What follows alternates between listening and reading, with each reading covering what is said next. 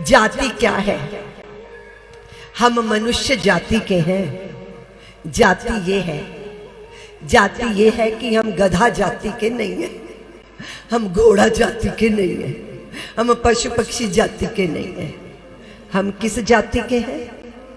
मनु जी महाराज, जिनको इस युग में भर भर के गालियां दी जा रही हैं, उन्होंने हमको ये नहीं कहा कि फलाने संप्रदाय को, तुम फलाने पंथ को, फलानी तरह की पहचान को धारण करो। उन्होंने क्या कहा? मनुर्भव, मनुष्य हो जा, मनुष्य की संवेदना को धारण कर।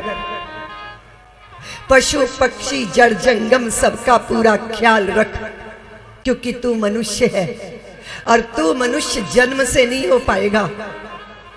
जन्म से शरीर के साथ पशुता आएगी, तू मनुष्य संस्कारों से बनेगा।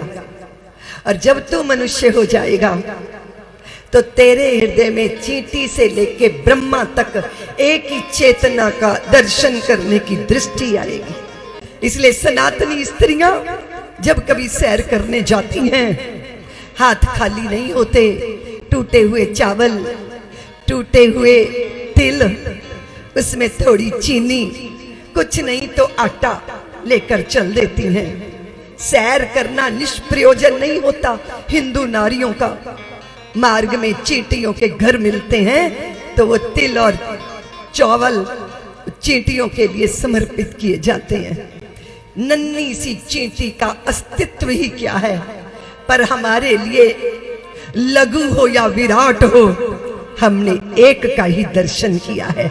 इसलिए उसके भोजन, उसके भरण पोषण, उसके जीवन के महत्व को जितना सनातनी समझता है, कोई जगत समझता नहीं। करोड़ों करोड़ों बकरों को काट के खा जाने वाले, करोड़ों करोड़ों जानवरों को अपने उधर के कब्रिस्तान में दबा देने वाले क्या समझेंगे संवेदनशीलता क्या होती है?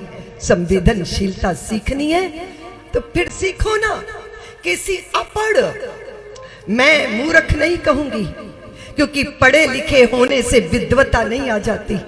भारत की देवियां, अतीत के भारत की देवियां भले ही किसी विश्वविद्यालय में नहीं गई, पर उनके आचरण, उनके व्यवहार को देखो। हम दिया बुझाते थे भूख मार के तो माँ की डांट पड़ती थी, मूर्ख हो, दिए का अपमान कर रहे हो। ऐसे कभी किया जाता है? दिए को फूंक नहीं मारी जाती। फिर माँ साड़ी का पल्लू लेती और फिर यूं दिए को कहती, दिए तुम जाओ, विदा हो जाओ, क्योंकि तुम्हारी मैया तुम्हारे घर में तुम्हारी प्रतीक्षा करती होगी।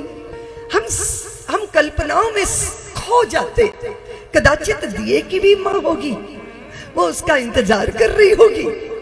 संवेदनशील बाल मन में कैसे संवेदनशीलता के बीज डाले जाते हैं, भारत की स्त्रियों के अतिरिक्त भला कौन समझेगा? उन्होंने डाला संस्कार। संस्कार किसे कहते हैं? प्रवचनों भाषणों से नहीं आता,